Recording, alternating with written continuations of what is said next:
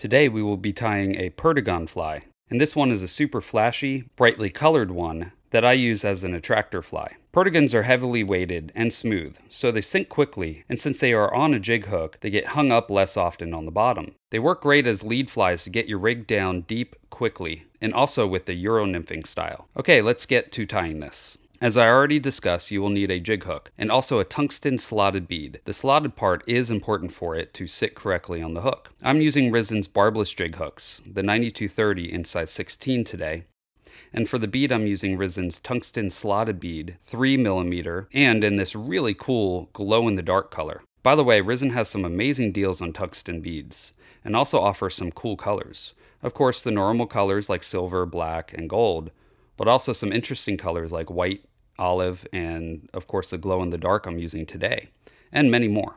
Okay, for thread I'm using Viva's 10-aught in hot red. Start your thread right behind the bead and then snip or snap off the waist. Then make a few wraps right behind the bead to hold it into place.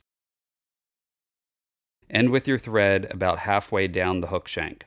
For the tail, I really like these Whiting Coq de Leon tailing packs. Align the tips of about half a dozen fibers and then rip them off the stem. Tie in the fibers so the tips extend rearward with 2 to 3 wraps. Then you can look at the tail and decide if you want to make it shorter or keep it long. To shorten it, just pull the butt ends until you're happy with the length. When you're happy with it, make a couple more tight wraps to lock it into place. The thread I'm using is a flat thread, so I'm spinning the bobbin counterclockwise to uncord the thread and make it flat. This will help thin out the back end of the body and smooth out the fly. Okay, wrap back to the start of the hook bend. Now we need some pearl tinsel, and this medium-sized UTC tinsel will work fine. Tie this on right in front of the start of the tail, and then pull it rearward so the tip is not extending past the bead. Oops, I forgot to cut off the tail fiber waist. Okay, now with touching wraps, make a nice even body wrapping up the hook shank like so. Now, I like a slightly tapered body, so I'm going to wrap back down halfway, and then back up to form a nice taper on the fly. End with your thread right behind the bead. And then start wrapping the tinsel up the hook shank with overlapping wraps. When you overlap the wraps, you create a rib effect. You don't need to go all the way up the bead with these wraps, but try to cover most of the body. Capture the tinsel with a few tight wraps and then cut off the waist. Now let's build up the wing case with some thread. You can even tie back into the flash body a bit to make the casing about as wide as the bead is. And then thicken this up a bit with a few wraps to make it look more bulky than the body. Okay, let's whip finish the fly. To finish this fly, I have 2 products here. Both are Solarez bone dry, but one is clear and the other is black. Both have a handy paintbrush for application. Start with the clear and paint it all over the body and the wing case of the fly. While spinning the fly, zap it with your UV light to harden it. Now we will turn the fly upside down and angle the front downward slightly. Now for the black bone dry. Touch a bit right at the bead and wing case.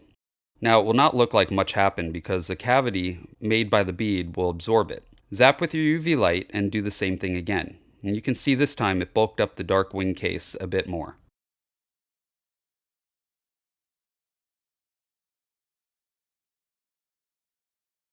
Okay, I feel like I want to add one more dab of this to make the wing case even bigger. That looks perfect. Okay, let's add one more coat of this clear bone dry to the fly, and it is now finished. These are super durable as the whole fly is coated with this UV resin. That's because fish teeth will not be able to get through and fray the thread. I have some of these still working properly in my box that have lasted for years with multiple fish caught on them. As you can see, here's the ribbing effect made by the tinsel. And when covered with UV resin, that pearl effect gets super flashy. Now, it's hard to see here on camera, but in person it looks really bright. Also, I want to show you this glow-in-the-dark bead. Let's turn off the lights and you can see it glow here. Unfortunately, my room isn't completely dark, but you get the picture. When fishing in super deep water, where there is little light, this will really stand out to the fish. These Perdigon flies are so versatile and can be tied in so many different colors and sizes. Here I'm placing it in my Perdigon fly box, with many other styles of Perdigon flies. By the way, I do sell these waterproof silicone boxes. They're super thin and small, which allow you to have multiple in your pack and organized by fly style specific boxes. I will link below to my Amazon shop for you to pick one up if you're interested. Well, there we go. This super flashy Perdigon fly is now finished. So I'm kind of on a Perdigon kick right now, as I need to replenish my box with a few. So in the next few weeks, I will come out with a few different Perdigon styles. Come back next Thursday to see the tying tutorial on this Perdigon fly. By the way, don't forget to check out my sponsor, Resin. They made the hooks and beads I use today, but they also make some excellent fly rods and other gear. Their prices are amazing for the quality of gear that they're offering. The best off, they're offering you all a discount, so go to www.risenfly.com and type in McFly at checkout for 15% off your first order with them. Well, thanks for watching, everyone. If you haven't already, please subscribe and hit that bell notification for future video updates. Also, if you could hit the like button, it would really help me and the channel out.